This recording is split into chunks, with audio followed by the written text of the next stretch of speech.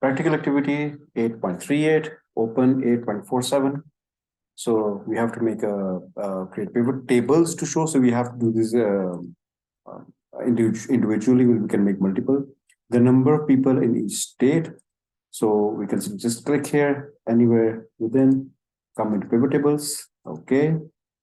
And we need to find out the number of people in each state. So we'll simply give it called state, and this is the counter state and people. Okay. So, right. We need to find the number of people in each state. So what we can do is now we can do is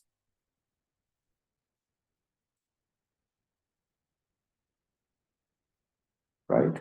So state and then total number of people in the state, right? That's how we can do this. Then the number of people in each age group. So for this, what you can do is, so you have to find the number of people in each age group in each state. So again, obviously I'll put the states here, and I need to find out the number of age group in each state. So age group, and here we go. That's the number of age group, right? The number of people in each county of the state, filter. So again, we can use this. And we can do is the number of people in each county. So county, and the number of people in each county of this the state of Arizona. So we can simply have the state here, and from here we can simply select is Arizona is AZ, right? So AZ, okay. That's how we get this. The average IQ for each state. So just click here.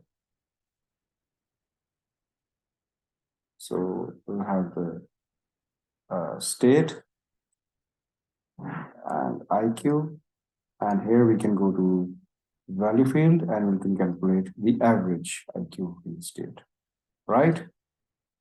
The number of people and the average IQ of each age group. So I think so. I think you got it. This way we'll keep on doing or rest of them. Anyway, I can do this as well. The number of people and the average IQ for each group.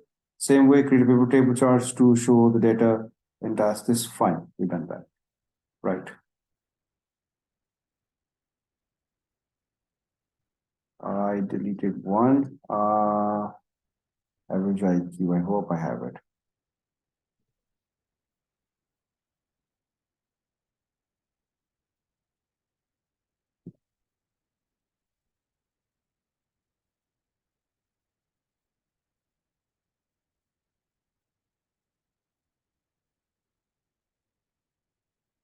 So we can directly make a pivot chart of this directly over here.